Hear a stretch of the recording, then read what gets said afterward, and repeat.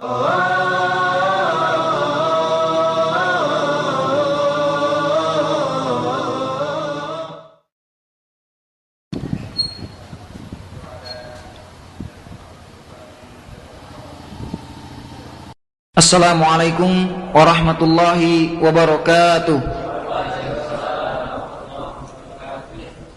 Innal hamdalillah nahmaduhu wa nasta'inuhu wa nastaghfiruh wa na'udzu billahi min shururi anfusina wa min sayyiati a'malina. Man yahdihillahu fala mudilla lahu wa man yudlil fala hadiyalah.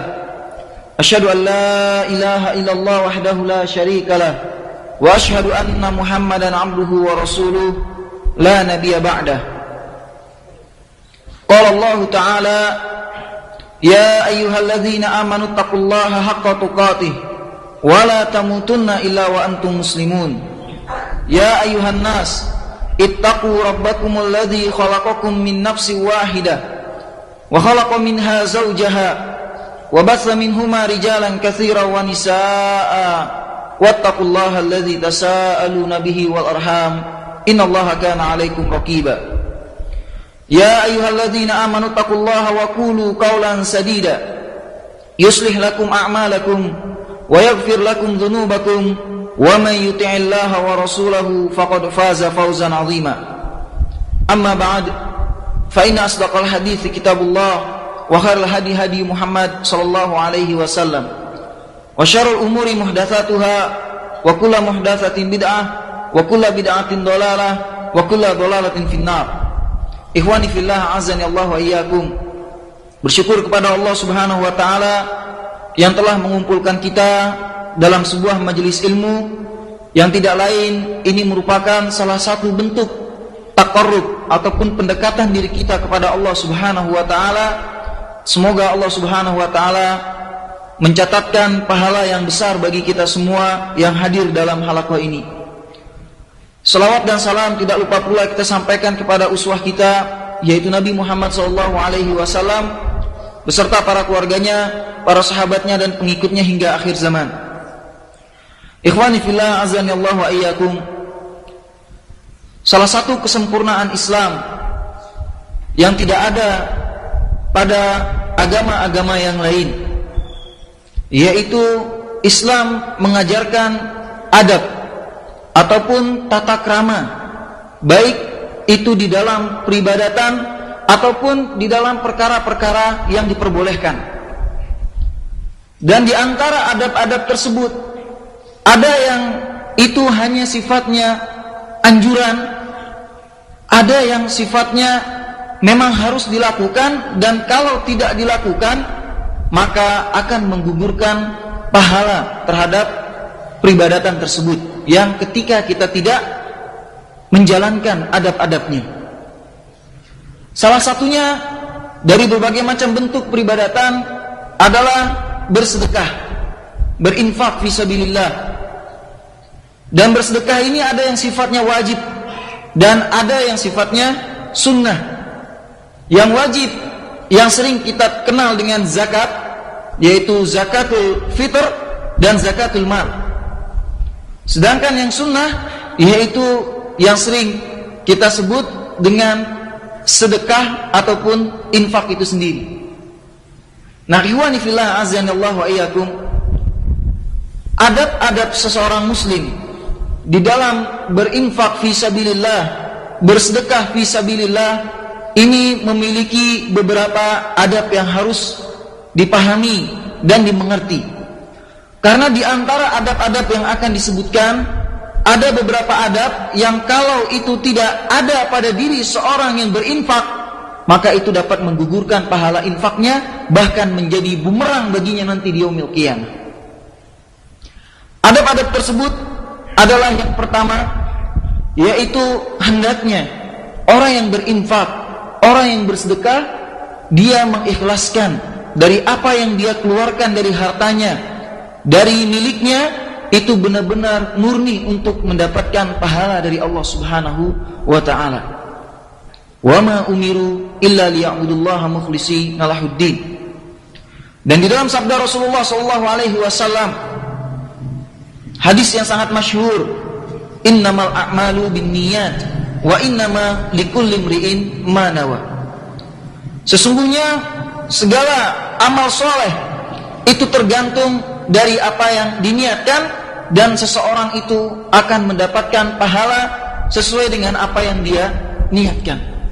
Jadi niat di dalam ketika kita berinfak ini benar-benar harus benar-benar terjaga. Terjaga ketika sudah mulai berniat untuk infak.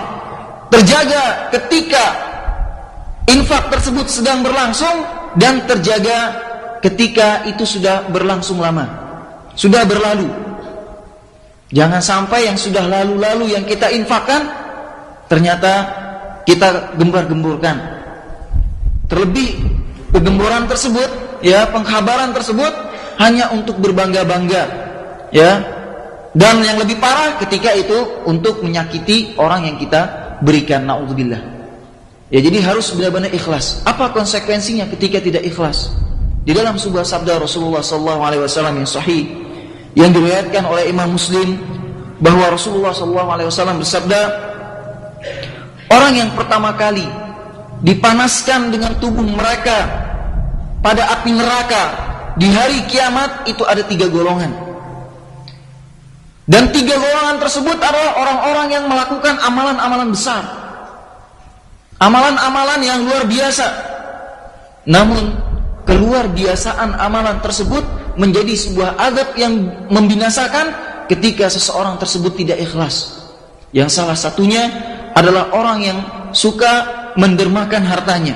Dipanggil oleh Allah Subhanahu wa taala, dihadirkan orang-orang yang bersedekah tersebut sampai kepada sabda Nabi Muhammad SAW, engkau berdusta. Engkau berdusta. Sesungguhnya engkau bersedekah agar dikatakan sebagai orang yang dermawan. Begitulah kenyataan yang dikatakan oleh Allah Subhanahu wa ta'ala. Sehingga dia pun diseret ke dalam api neraka jahanam dalam keadaan terbalik dan ususnya terburai. Na'udzubillah. Jadi ini merupakan adab yang paling utama bagi setiap muslim yang akan menginfakkan hartanya di jalan Allah, hendaknya mengikhlaskan.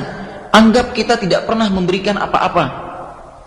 Kemudian yang kedua, di antara adab ketika bersedekah adalah hendaknya seorang muslim itu mempelajari, mengkaji apa-apa yang wajib untuk disedekahkan dan apa-apa yang dia sifatnya hanya dianjurkan.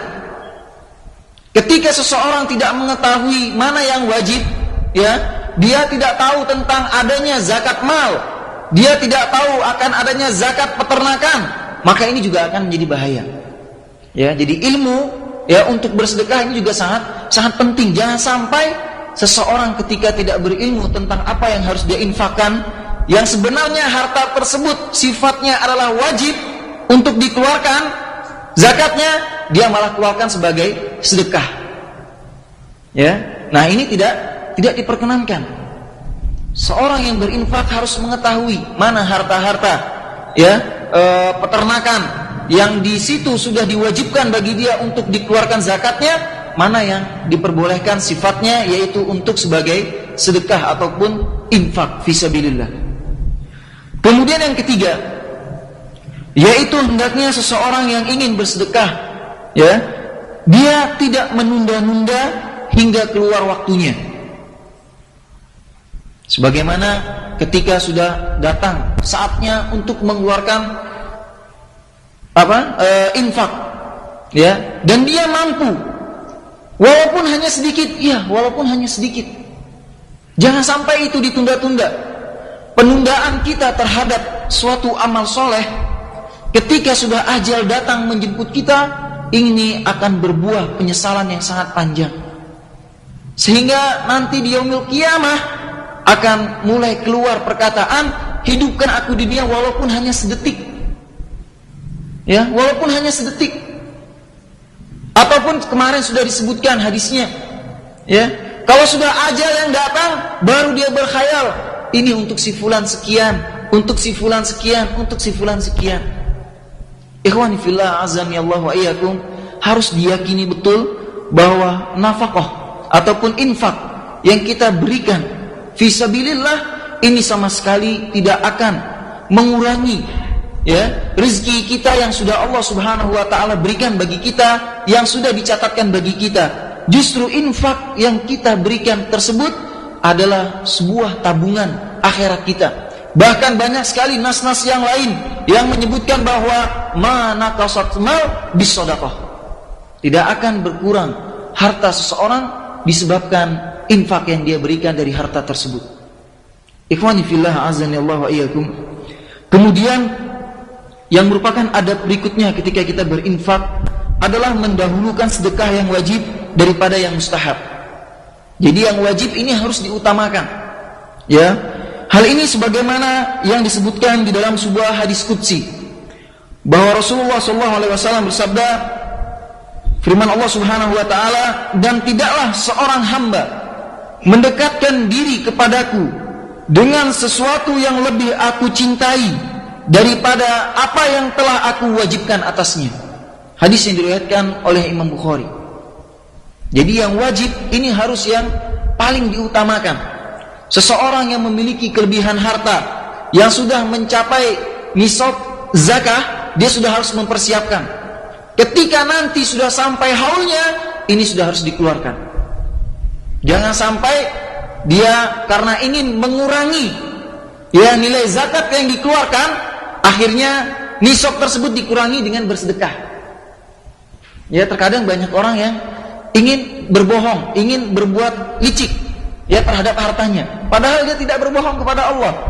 Ya, dia hanya merugikan dirinya sendiri, bahkan hal tersebut dapat mencelakakan dia di yaumil qiyamah. Daripada saya keluarkan infaknya dari 1 miliar 2,5%, 25 juta, wah mendingan nisabnya saya kurangi, saya infakin aja 1 juta sehingga tidak sampai pada nisab zakah mal. Ya. Atau yang setara dengan 80 sampai 85 gram emas dikurangi sama dia, biar tidak mencapai nisab. Nah, ini juga sangat berbahaya, tidak boleh ya. Kemudian yang berikutnya yang merupakan adab ketika berinfak ataupun bersedekah adalah mengeluarkan zakat dari jenis-jenis harta yang telah ditentukan syariah apabila telah wajib atasnya. Ya, ini dalam sedekah yang wajib ya. Jangan sampai kita tidak bisa membedakan mana yang itu sifatnya adalah zakat ya, baik itu dari harta kita ya, baik itu dari peternakan kita, mana yang sifatnya hanya sedekah ya dari harta-harta kita yang lainnya. Ini harus bisa dibedakan. Ya, harus bisa kita lihat mana yang telah ditentukan syariah. Jangan dikarenakan saya punya ternak ayam ya, puluhan ribu ekor, saya mau mengeluarkan zakatnya. Ya, kalau kambing zakatnya 40 ekor satu kambing, maka kalau ayam karena sudah puluhan ekor saya harus infakkan sekian. Saya harus keluarkan zakatnya sekian. Ya, ini orang tidak mengerti. Ya, tidak mengerti mana jenis-jenis yang ada di situ kewajiban untuk berzakat, yaitu sedekah yang wajib, mana yang tidak. Ya, ini harus dipahami. Makanya salah satu adabnya tadi disebutkan bahwa pentingnya ilmu ya terhadap harta kita ya. Kekayaan kita, mana yang di situ ada sedekah yang sifatnya wajib berupa zakat, baik itu zakat mal ataupun zakatul fitr, mana yang dia sifatnya hanya sedekah yang sifatnya anjuran. Ya, ikhwani fillah rahimani Allah wa iyyakum. Kemudian yang berikutnya yaitu hendaklah seseorang mensedekahkan hartanya dari hasil yang baik. Ya, dari hasil yang baik. Hal ini sebagaimana yang disebutkan dalam sebuah sabda Rasulullah SAW yang diriwayatkan oleh Imam Ahmad dan yang lainnya ya, yang terdapat di dalam Sahihul Jami', bahwa Rasulullah SAW bersabda, tidaklah seseorang yang bersedekah dengan harta yang baik dan Allah tidak akan menerima kecuali yang baik-baik, melainkan Allah akan mengambil dengan tangan kanannya, jika itu berupa sebutir kurma, niscaya ia akan tumbuh di telapak tangan Allah Subhanahu wa taala hingga menjadi lebih besar daripada gunung. Bayangkan, hanya sebutir kurma dari penghasilan kita yang baik-baik, kita berikan kurma, baik itu untuk orang yang membutuhkan, orang yang berpuasa ataupun yang lainnya, maka kurma tersebut akan tumbuh di tangan Allah Subhanahu wa taala dalam bentuk sebesar gunung. Ya, subhanallah. Sebagaimana seseorang di antara kamu menyamai benihnya atau memelihara anak unta. Yaitu sebagaimana ketika kita menyemai benih, ya, benih pisang, ya, benih padi, sehingga padi itu menjadi menumpuk banyak, ya. Kemudian ataupun anak unta, kita memelihara anak unta dari kecil sampai dia menjadi unta yang besar. Ya, ini akan berlipat ganda pahala tersebut, akan dimudha'afan, ya, benar-benar akan diberikan pahala yang begitu berkali lipat. Kemudian yang merupakan adab berikutnya adalah memberi sedekah kepada orang yang membutuhkan. Bukan dikarenakan dia adalah kerabat kita, tapi sebenarnya dia tidak membutuhkan, ataupun teman, rekanan kerja kita, partner bisnis kita. Nah, ini yang biasa banyak terjadi, ya, mentang-mentang dia partner bisnis, ya, sedekahnya biar sama dia aja, padahal dia nggak membutuhkan, ya, padahal dia tidak membutuhkan, ya. Ini sebagian, ya, orang banyak yang melakukan hal ini dikarenakan mujamalah. Ya, ini harus hati-hati. Jangan sampai kita menginfakkan harta kita kepada orang yang tidak membutuhkan dalam rangka untuk mujamalah. Ya, bahasa kasarnya penjilat. Ya, ini jangan sampai. Ya. Kemudian hal ini berdasarkan dengan firman Allah Subhanahu wa taala di dalam Quran surah At-Taubah ayat yang ke-60. Allah Subhanahu wa taala berfirman yang artinya, sesungguhnya zakat-zakat itu hanyalah untuk orang-orang fakir, orang-orang miskin, pengurus-pengurus zakat, para mu'allaf, ya, para mu'allaf yang dibujuk hatinya, dan kemudian budak, orang yang berhutang, kemudian fisabilillah, untuk di jalan Allah, dan orang-orang yang sedang dalam perjalanan sebagai sesuatu ketetapan yang diwajibkan oleh Allah Subhanahu wa taala, dan Allah Subhanahu wa taala Maha mengetahui lagi Maha bijaksana. Allah sudah tentukan siapa mereka yang wajib, ya, yang berhak untuk menerima infak ataupun zakat yang kita keluarkan.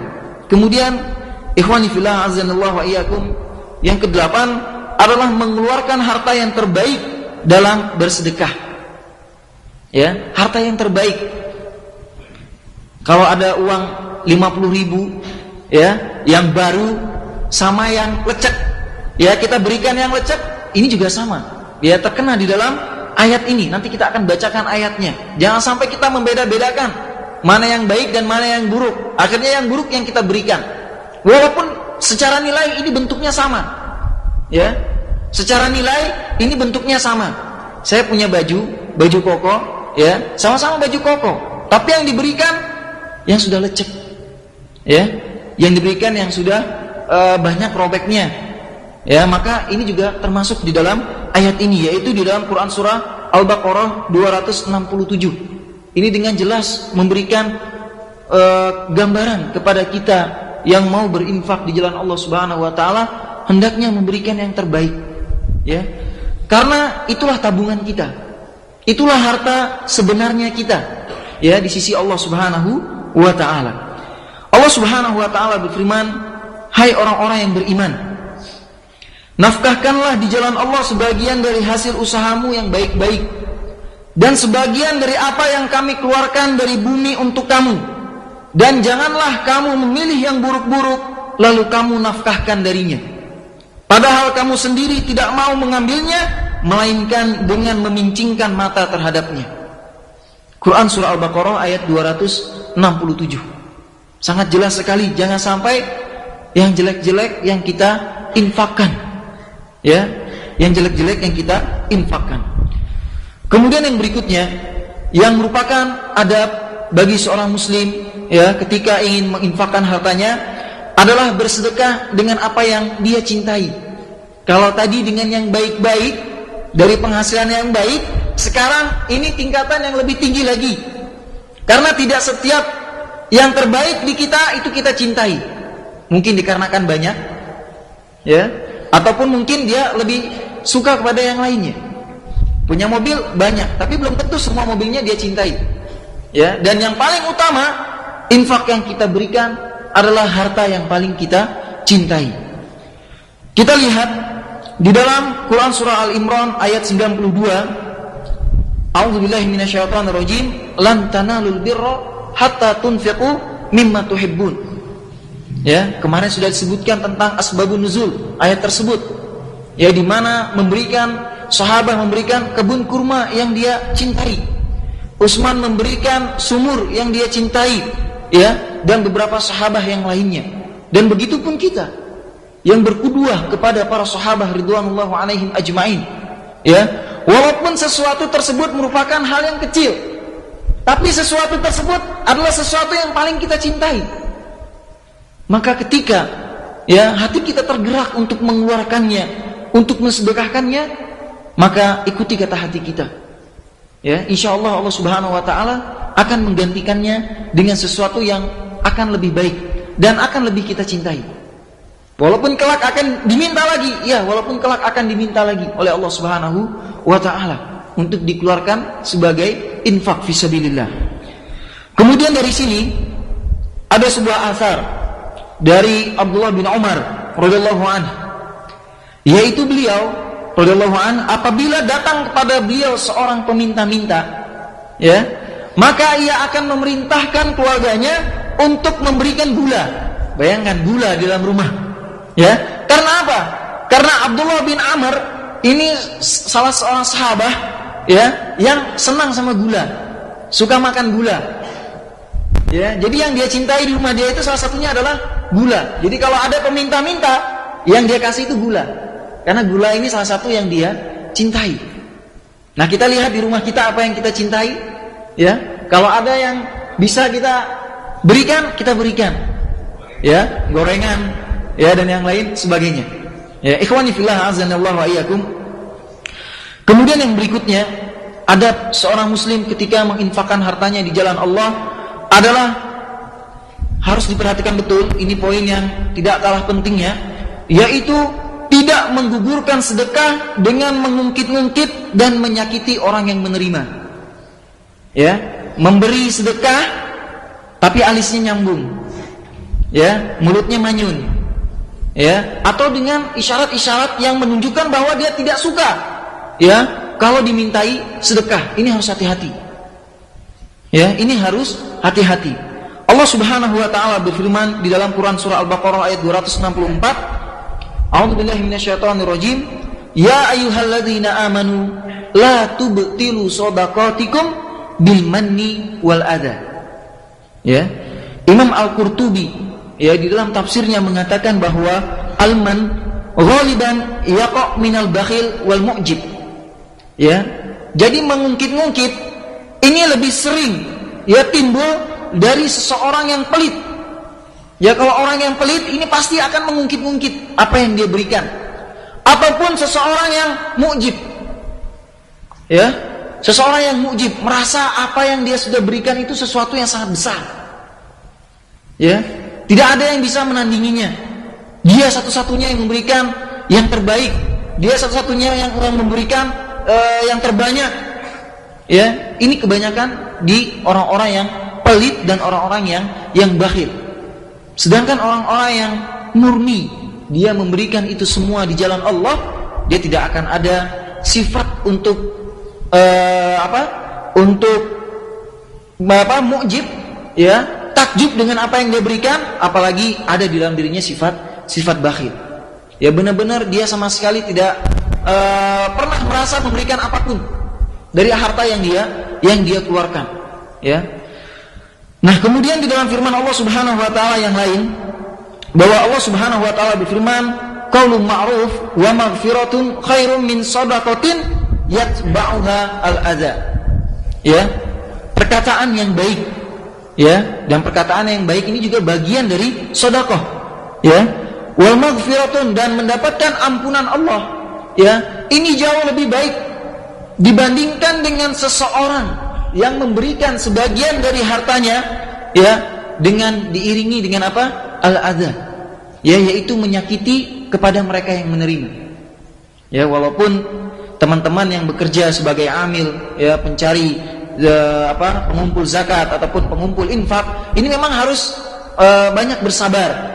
Ya, terkadang kita menemukan, ya, di antara para donatur yang memang terkadang memiliki wajah-wajah yang sepertinya mereka nggak suka, ya, mungkin dikarenakan kesalahan kita yang datang tidak tepat pada waktunya atau dalam kondisi mereka yang tidak pas. Tapi terlepas dari itu semua, hendaknya seseorang yang memberikan hartanya fisabilillah, ya, untuk di jalan Allah Subhanahu wa taala, untuk tidak mengikuti, ya, pemberiannya dengan hal-hal, ya, yang dapat menyakiti orang yang menerimanya. Ya, ini bisa menggugurkan, ya, pahala nafkah ataupun infaknya fisabilillah. Ya. Kemudian Allah juga berfirman, ya, di dalam surah Al-Baqarah ayat 262, yang artinya orang-orang yang menafkahkan hartanya di jalan Allah, kemudian dia tidak mengiringi apa yang dinafkahkannya itu dengan menyebut-nyebut pemberiannya dan tidak menyakiti perasaan si penerima, mereka memperoleh pahala di sisi Allah Subhanahu wa taala, dan mereka tidak mendapatkan kekhawatiran terhadap apa-apa nanti di yaumil qiyamah, dan mereka juga tidak akan bersedih hati. Ya, ini janji dari Allah Subhanahu wa taala bagi mereka yang memberikan hartanya. Untuk itu, ya, bagi para pemberi, para dermawan, ya, para donatur, ya, yang memberikan hartanya di jalan Allah Subhanahu wa taala, apapun kondisi kita, permasalahan kita yang ada di rumah, jangan sampai, ya, ketika ada, ya, petugas yang memang bertugas untuk mengambil zakat ataupun infak, dikarenakan kegalauan kita, permasalahan kita yang ada di rumah, akhirnya kita menyerempetkan itu semua kepada apa yang mau kita sedekahkan, kepada para petugas yang memang ditugaskan. Ya, ini jangan sampai, ya. Kemudian yang berikutnya, ya, merupakan adab bagi mereka yang ingin bersedekah fisabilillah adalah hendaknya orang yang bersedekah tidak memandang dirinya berjasa atas orang yang menerima sedekahnya. Ya, baik yang dia sedekahkan itu sifatnya harta, ya, benda ataupun waktu. Ya, bagi para duat yang memang sudah mensedekahkan waktunya di jalan Allah, ini juga jangan sampai merasa paling berjasa. Ya, kan saya sudah nih dari jam 8 sampai jam 5 sore saya sedekahkan waktu saya di jalan dakwah. Jadi kalau dari jam 5 sore sampai jam 7 pagi saya nggak ada urusan dengan dakwah. Ya, orang melakukan kemungkaran seperti apapun dia tidak peduli. Ya, dipanggil untuk keperluan dakwah apapun, HP-nya nomornya diganti atau dimatikan atau disalahkan atau tidak diindahkan sama sekali. Ini jangan sampai. Ya, jangan sampai ini ada di dalam diri seorang dai. Ya, orang-orang yang sudah menermakan waktunya, mensedekahkan waktunya di jalan Allah Subhanahu wa taala. Semoga kita semua termasuk hamba Allah Subhanahu wa taala yang benar-benar khalis di dalam mengikhlaskan waktu kita di jalan dakwah ini. Di sini salah seorang ulama salaf, ya, salah seorang ulama salafus saleh berkata, demi Allah, ya, aku memandang justru orang fakir adalah orang yang melimpahkan karunia atasku. Ya, orang salafus saleh terdahulu yang mereka menginfakkan hartanya, mereka mengatakan bahwa orang fakir justru dialah yang melimpahkan karunia Allah Subhanahu wa taala atas diriku. Ya, karena apa? Karena kalaulah Allah Subhanahu wa taala tidak menjadikan mereka menerima sedekahku, niscaya aku akan terhalang dari pahala dan akan terhalang dari balasan Allah Subhanahu wa taala yang jauh lebih baik. Ya, ini bagaimana perkataan para salafus saleh terdahulu. Ya, jadi jangan sampai, ya, kita juga merasa paling berjasa, ya, merasa paling banyak berbuat, ya, paling banyak mengeluarkan harta benda kita, waktu kita, ya, di jalan Allah Subhanahu wa taala. Anggap apa yang sudah kita berikan ini tidak ada apa-apanya dan tidak pernah kita lakukan. Ya, tutup buku. Ya, dalam amal soleh itu langsung tutup buku. Ya, bukan seperti laporan. Ikhwani fillah azanillahu wa iyyakum. Kemudian yang berikutnya adalah tidak mengurungkan niat. Ya, tidak mengurungkan niat, ya, dikarenakan keraguan terhadap orang yang menerimanya. Ya, hal ini berdasarkan sebuah hadis yang muttafaqun alaih, ya, bahwasanya Rasulullah SAW bersabda tentang seorang laki-laki. Ya, seorang laki-laki tersebut berkata, malam ini aku akan bersedekah. Kemudian dia keluar membawa barang yang akan dia sedekahkan. Ternyata ia berikan kepada pencuri. Ya, kemudian besoknya dia juga akan bersedekah. Ya, ternyata sedekah tersebut jatuh kepada pelacur. Ya, Kemudian keesokan harinya lagi dia ingin bersedekah, ternyata sedekah tersebut jatuh ke tangan orang yang kaya. Ya. Kemudian apa yang dikatakan oleh Rasulullah SAW? Ya. Dia berkata, ya Allah, segala puji bagimu. Sedekah itu jatuh ke tangan pencuri, jatuh ke tangan pelacur dan orang kaya. Maka dikatakan kepadanya, sungguh sedekahmu telah diterima. Adapun pencuri itu, mudah-mudahan ya dia tidak mencuri lagi. Dan pelacur itu pun juga demikian. Semoga dengan sedekah itu dia tidak berzina lagi. Dan dengan orang kaya pun demikian. Semoga dengan sedekah itu dia akan terpanggil hatinya untuk bersedekah. Ya. Jadi apalagi sekarang kan sudah ada peraturan ya bahwa kalau para pengamen itu dilarang untuk diberikan sedekah. Benar enggak? Ya, peraturan kalau tidak salah demikian. Ya, ini terkadang ada benarnya, terkadang memang kalau untuk pengamen tidak benar. Ya, tapi kalau untuk yang memang mereka layak, ya seperti orang yang pincang, orang yang memiliki kecacatan fisik, ya yang buta, ya ini tidak masalah. Ya justru ini memang mereka membutuhkan. Ya. Kemudian ikhwani fillah azanallahu wa iyyakum, ya hendaknya memberikan sedekah kepada karib kerabat, ini yang lebih diutamakan. Ya, hadisnya sudah disebutkan bahwa sedekah kita kepada kerabat kita itu memiliki dua pahala, pahala sedekah dan pahala silaturahim. Kemudian yang berikutnya merahasiakan. Ya, karena ini merupakan salah satu sebab mendapatkan naungan Allah Subhanahu wa taala di yaumil qiyamah. Dan yang terakhir adalah tidak mengambil kembali sedekahnya. Ya, karena suatu permasalahan akhirnya mana sedekah saya yang dulu, kembalikan. Ya, ini jangan sampai. Ya, jangan sampai ada dalam diri seorang muslim, diri seorang yang bersedekah di jalan Allah Subhanahu wa taala. Semoga Allah Subhanahu wa taala menjadikan kita hamba-hamba yang dipermudah untuk mengeluarkan harta kita di jalan Allah dan menjaga niat-niat kita yang ikhlas terus karena Allah Subhanahu wa taala dan menjadikan kita hamba-hamba yang mendapatkan pahala dari sedekah-sedekah ataupun zakat yang sudah kita keluarkan di jalan Allah Subhanahu wa taala. Amin ya rabbal alamin. Wallahu alam, subhanakallahumma bihamdika asyhadu an la ilaha illa anta astaghfiruka wa atubu ilaik. Wassalamualaikum warahmatullahi wabarakatuh.